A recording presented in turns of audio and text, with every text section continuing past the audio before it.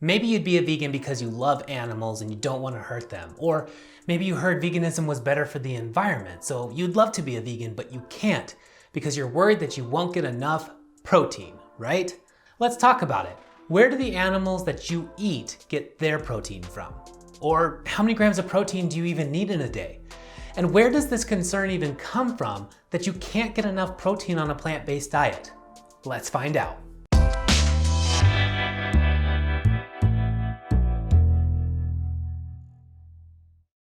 What's up everybody? Welcome back to Vegan Yak. I'm Walter and I'm all about getting you all the tips and info that you need to successfully go vegan and stay vegan. So make sure you subscribe to the channel down below so you don't miss out. So protein.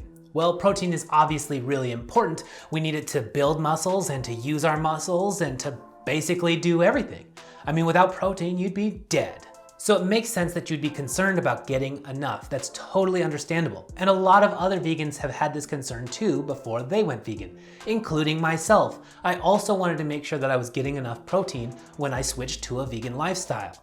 And like the others, after I did my research, what I found is that you can totally get enough protein on a plant-based diet, and there could even be some advantages to it being plant protein and not animal protein. So let's think about it logically first. Yeah, like just give it some thought, dude. Now you probably already know that you get protein from the animals that you eat, like cows, pigs, and chickens.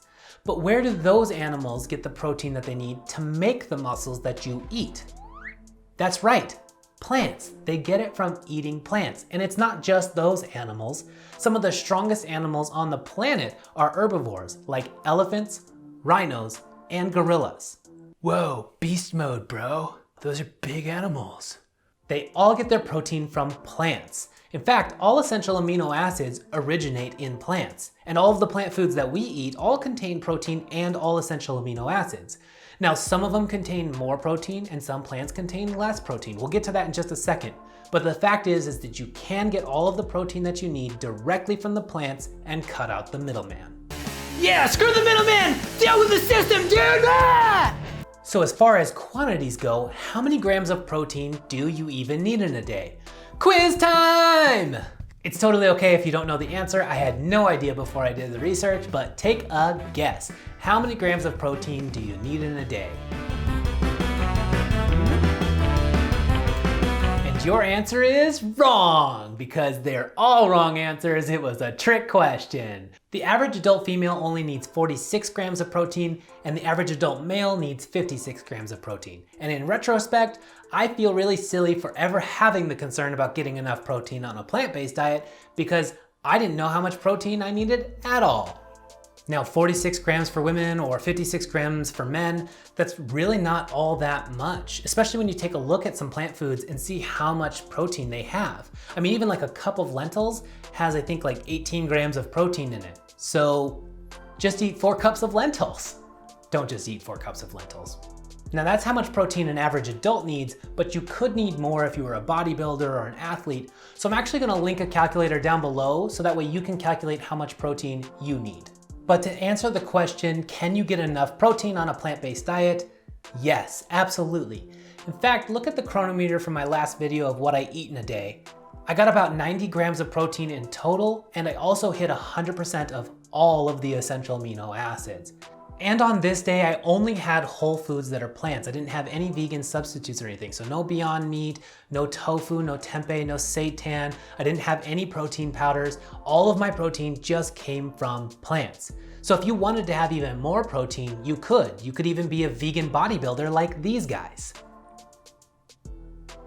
Now, another thing to take into consideration here is that food is not just micronutrients or macronutrients. Food is not just protein or fat or carbs. Food is a packaged deal, so you have to take a look at everything that comes in the food that you're eating. You could find a protein bar that has 50 grams of protein. Woohoo! Woohoo! Woohoo! That doesn't mean that it's good for you.